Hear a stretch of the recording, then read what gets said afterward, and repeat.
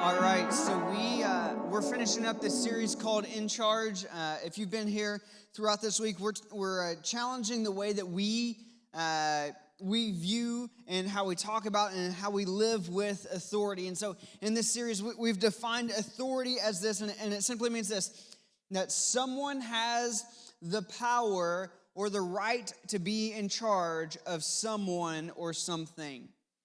And we talked about how there's many different types of authority figures. We talked about the many different authority figures you may have in your life, and some of you, how you may have authority in some opportunities in your life, and some of you believe that you have zero authority over anything in your life. And it's okay, though, because when you have authority, it means you have the ability to make decisions or set rules or to use your power to influence someone else. And we all have authority figures in our lives, right? We all have those authority figures in life. People who are in charge, like our parents, our guardians, teachers, coaches, mentors, small group leaders.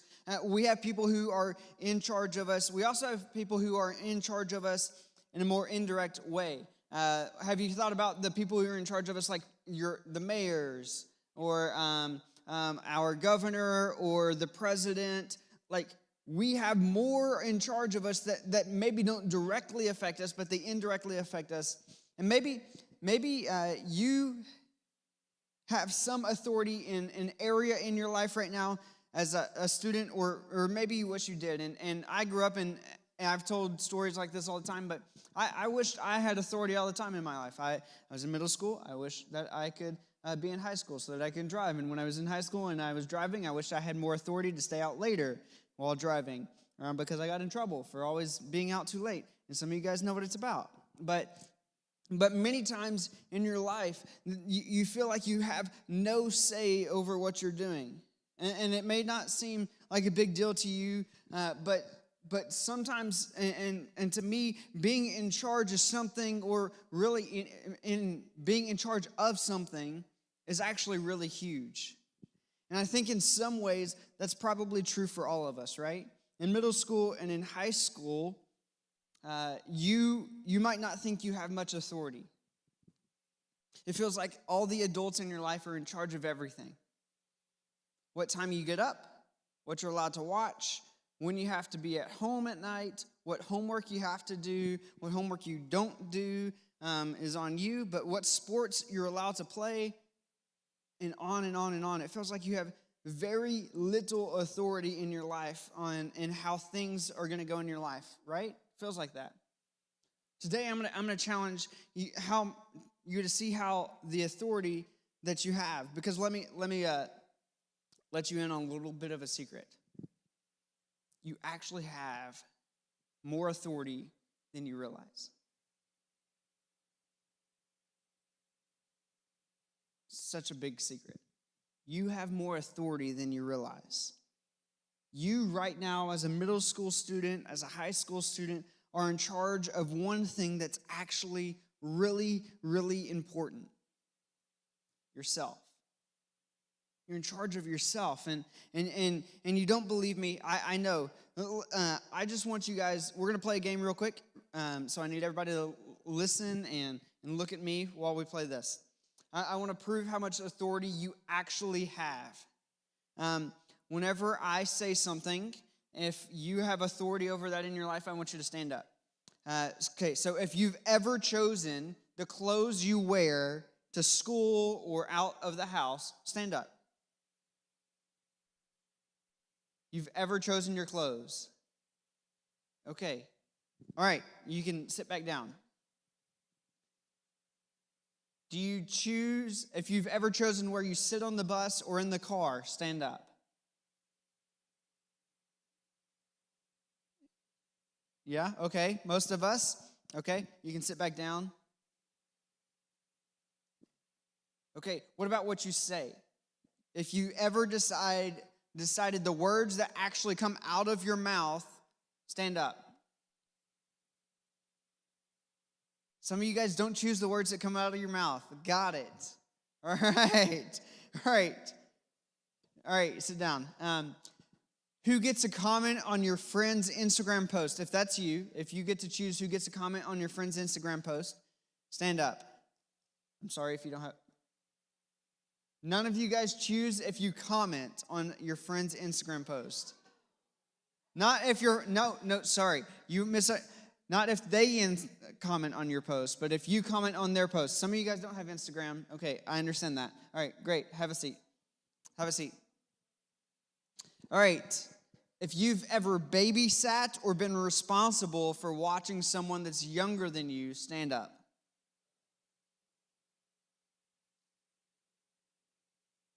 All right. Okay, you guys can have a seat. See, we have a lot more authority in our lives than we think we do. Most of us, all of us, stood up at some point in our life, which means we are in charge of at least a little bit in our lives. And what I just listed made it seem like small, inconsistent thing. Like it could be small things, but they're examples of the authority you have over yourself. And the chances are you have other kinds of authority as well. Maybe you're actually in charge of some pretty important things in your world. Are you the team captain and you're in charge of your basketball team or whatever? You have authority there. Are you first chair in the band or in orchestra? You have authority there, right? You're the oldest sibling in your family. You have some authority there. And even as a middle school and high school student, you probably have some opportunities to be in charge. And those opportunities, they grow as you get older. And as you grow up, you get more and more chances to be in charge. And eventually, you'll get to decide what classes you take when you're in high school, when you're in middle school, or in college. If you go to college, you get to choose what classes. Eventually, you get to decide who you're going to date, if you're going to date, or if you want to go to college, or how you're going to spend your money. You eventually get more and more things that you're in authority over. And then maybe, sometimes, you'll become a boss, or you'll become a parent, or you'll become a politician, and you find yourself in charge of other people in very real ways. And here's why this is so important. You have authority over yourself right now. You may even have authority over others. And you're definitely going to have a chance to be an authority at some point in your lives. And because of that, it's important that the authority that we see, that we do have in our lives, we use it in the best possible way. We can't abuse the authority. We want to be sure that when we are in charge, we're using the authority that we have in our lives in good and healthy ways. And I think every single one of us can think of examples of bad authority figures in our lives in the past, right? We can think of where things have went wrong. Maybe it was a teacher or a coach or an older sibling or a parent who used their authority to mistreat or be unfair or use or even hurt the people they were in charge of. And if you've been in the receiving end of that, you know how their authority in this way, and you know how hurtful it can be. None of us wants to be a leader like that. None of us wants to lead people like that. And if we're going to be in charge, if we're going to be in authority over other people, we need to know what it looks like to be in charge and what it looks like when we're given the authority to use it for good. We want to be the kind of leaders who we want to have. So the question is, how do we do it? How do we do it? Today we're going to learn from the greatest leader that ever was, and his name was Jesus. And when he was here on this earth, Jesus was a master of using the authority that he was given. We talked about in the first week how Jesus was given all authority on heaven and on earth. He was a master of using that authority. And he used that authority to lead and to care for people and to lead them in love. In fact, I think the combination of authority and love that made so much sense that people just wanted to follow him. And we saw that with Jesus. And so while Jesus was here on this earth, he was very different. He was different than everybody else. He was different than how he used his authority. Jesus changed everything about the way that people understood authority back then. And even if people didn't like it, they couldn't deny that there was something about Jesus that made him the kind of leader that people wanted in charge. But there was one group of people that really didn't like Jesus. They didn't like the way that he used his authority, and they were called the Pharisees, the Jewish Pharisees. So these Pharisees, these were the religious leaders of the time. They kind of like held the gates. They held the gates for the Jewish people. And they made rules around the rules, and they said what was right and what was wrong. They were considered to be the best in knowing the Scripture, in knowing the Bible, the first part of the Bible. They were the authority, and they had the authority and the influence over everybody. And they knew, and they were known for using that authority to make themselves seem better, make themselves seem smarter and more important than everybody else. But when Jesus came along, he created a rift between him and the Pharisees, because the Pharisees, they were stuck in their way of doing and using their authority in a certain way, yet Jesus came and had problems with that. They were afraid that he was going to take away their power by getting people to follow him instead of them.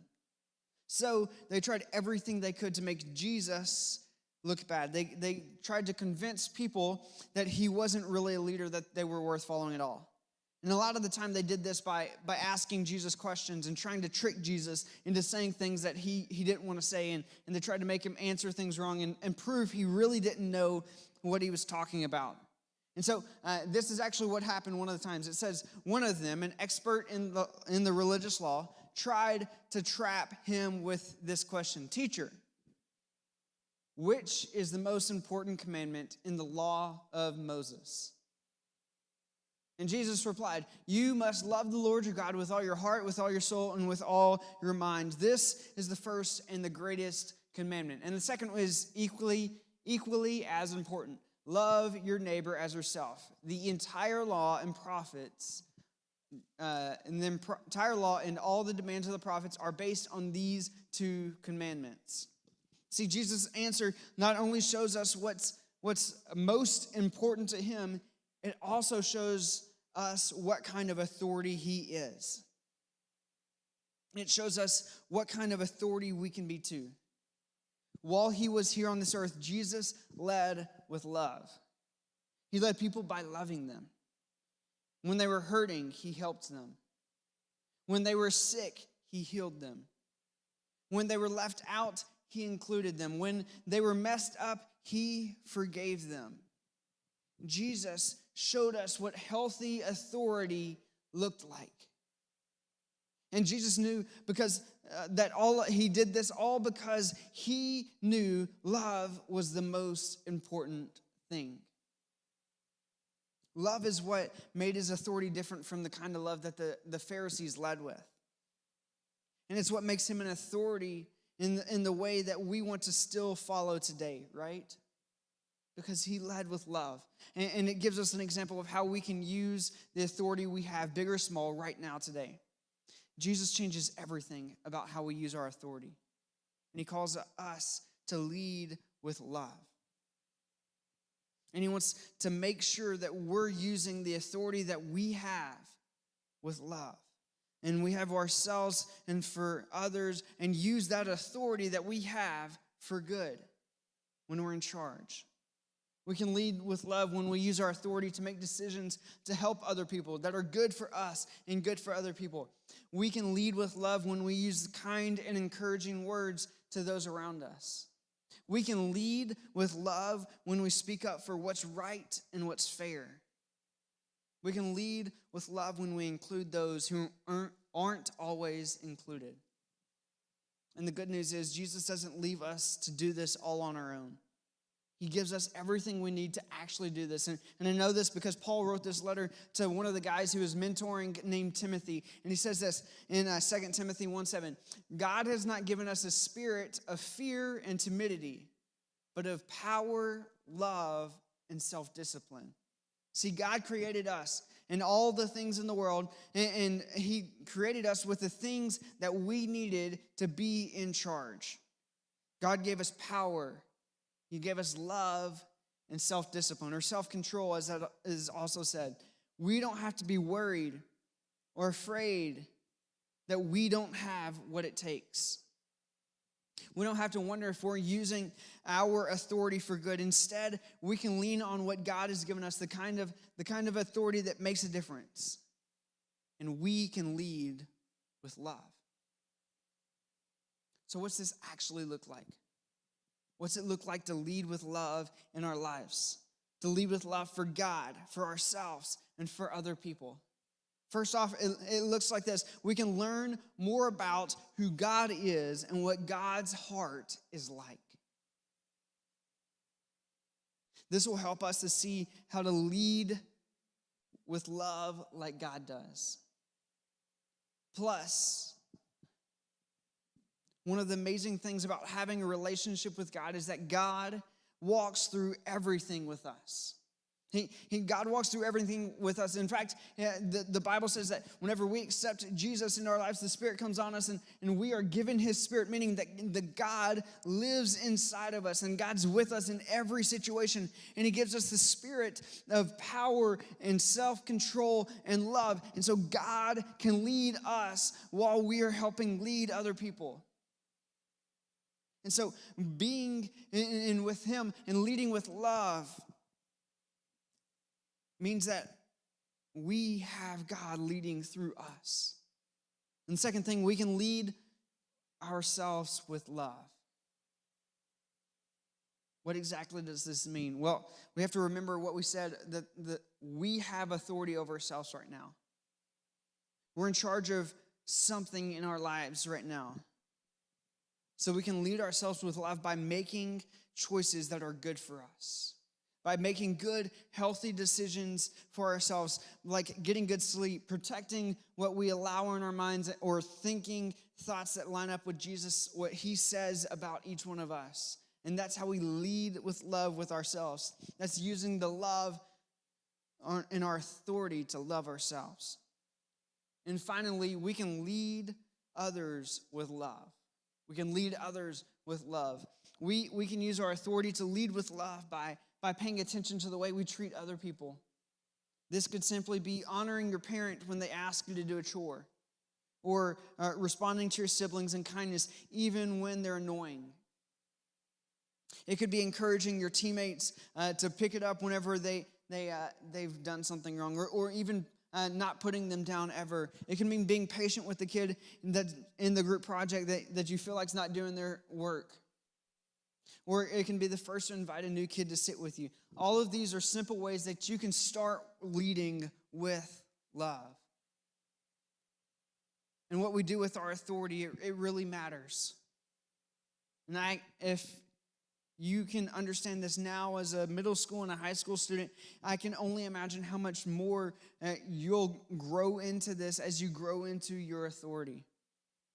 And so right now, you guys are going to break off into small groups, and I'd love for you to continue these conversations in small group about how you can lead with love in your lives, in your life around you, and in yourself. And so your group leaders are great examples of people who lead with love. So talk to them about what it looks like to lead with love as you get older. And I want to leave you with this last question. Who is someone you know who leads with love? Let's pray.